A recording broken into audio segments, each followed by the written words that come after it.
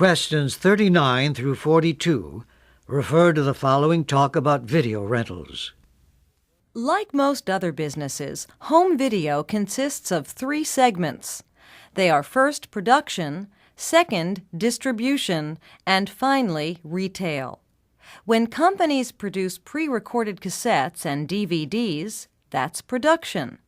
Most of the home video market consists of sales of movies, and almost all motion picture studios dominate the production of cassettes and DVDs.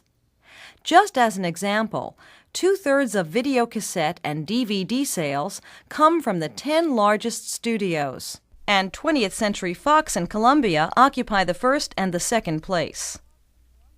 Studios do not sell directly to retailers. Distributors do. And more than 90 distribution firms in the U.S. have become the bridge between production and retail.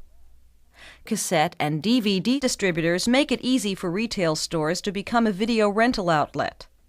These days, more than 60,000 convenience stores rent videos. And that's in addition to the 30,000 video rental stores. The retail business is volatile, and it's very competitive. A retail store can carry about 5,000 to 7,000 movies, which include current and old titles. On the other hand, convenience and grocery stores usually have about 300 to 500 titles that are current pictures. The video rental business these days is almost like fast food restaurants, and a store covers a certain area of about 3 miles in each direction. Independently owned stores have a tough time competing with large chains that dominate the business. The largest one has about 2,700 franchises, and the second largest about 800. Question number 39. What is the main topic of this talk?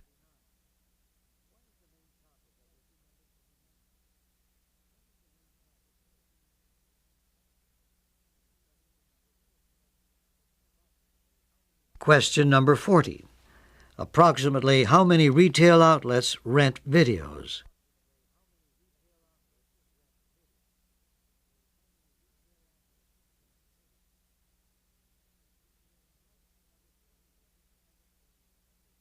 Question number 41. What does the speaker say about the video rental business?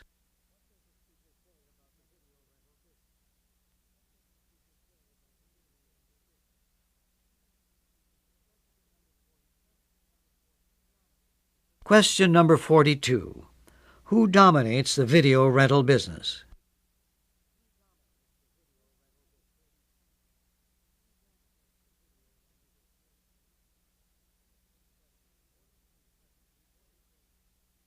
Questions 43 through 46 refer to the following talk about recycling. Iron and aluminum represent 94% of all metal use. Recycling items that contain these metals extends the supply of mineral resources because it reduces the use of virgin materials mined from the Earth's crust. Using recycled iron, or scrap iron as it is also called, not only conserves iron ore and coal, but it also requires 65% less energy and 42% less water to process. In addition, recycling produces 85% less air pollution. It is somewhat surprising that only about 1/4 of all iron and aluminum used in the world today comes from recycling efforts. For example, beverage cans are one of the largest sources of recycled aluminum, but almost half of all cans produced each year are thrown away. There are several factors that negatively affect metal recycling in the U.S.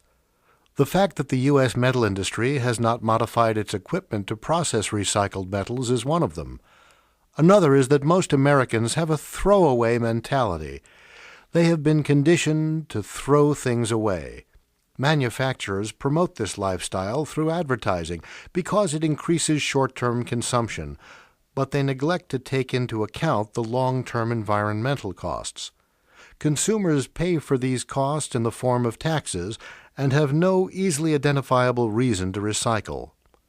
American consumers often think that returning beverage cans is too much trouble. They would rather toss them away and have someone else deal with them.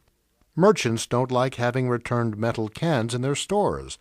Labor unions worry that workers in the can manufacturing industry will lose their jobs. A national law requiring the return of beverage cans would reduce the processing of virgin aluminum ore by 55 to 75%. Urban solid waste would also fall by 1% and save taxpayers $25 to $50 million a year. Question number 43. Why is the recycling of metals desirable?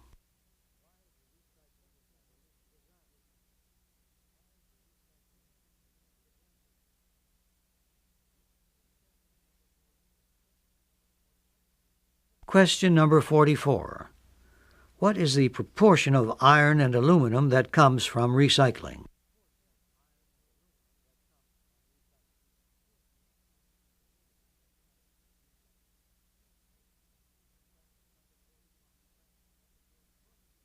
Question number 45.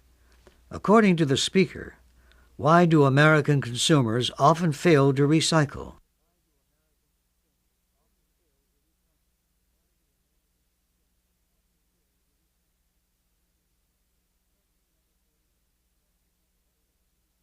Question number 46. What does the speaker say about merchants' attitudes toward recycling beverage containers?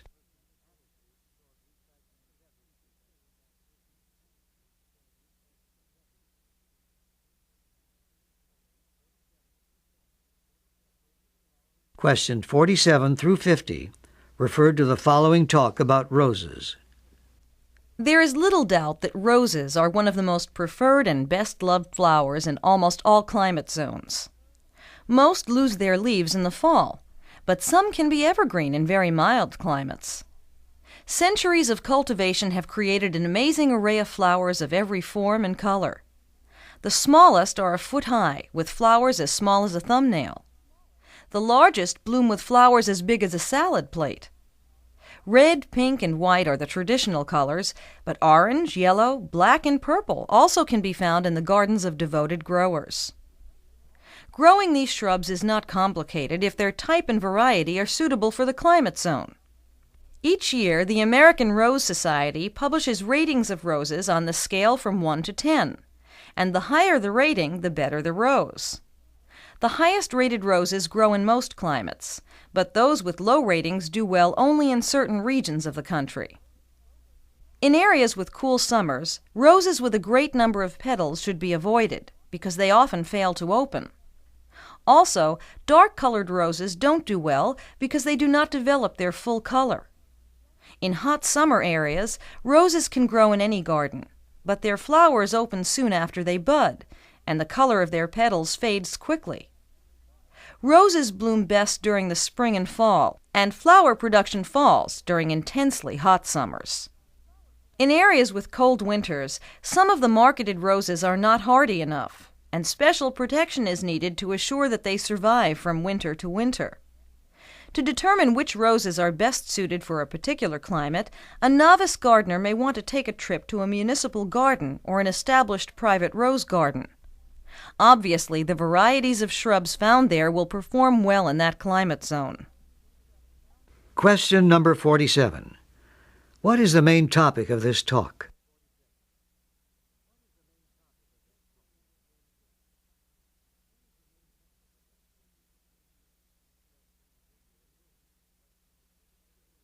Question number 48. How does the American Rose Society rate roses?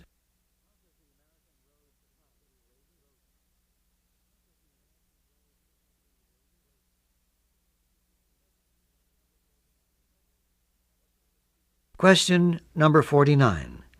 What does the speaker say about growing roses in very hot climates?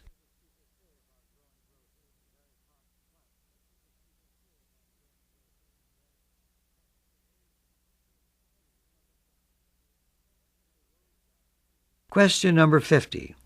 What does a rose gardener need to do in climates with cold winters?